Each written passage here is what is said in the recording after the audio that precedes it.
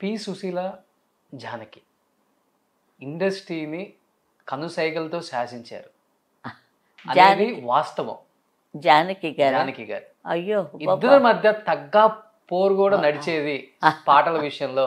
అబ్బా చాలా ఎలా ఎలా దున్నుకొని వచ్చారు మీ ఇద్దరు? గ్రేట్ అండి. ఆవిడ జానకి గారు కూడా ఆవిడది ఒక టైప్ ఆఫ్ వాయిస్, మంచి కంట్రోల్డ్గా పెడుతుంది ఆవిడ. కదలదు నదలదు, సౌండ్ ఎక్కడి నుంచి వస్తుందో తెలియదు. నేనే పక్కనే ఉంటాను, నేను బర్రబర్రలాగా ఇలా మాట్లాడుతుంటా.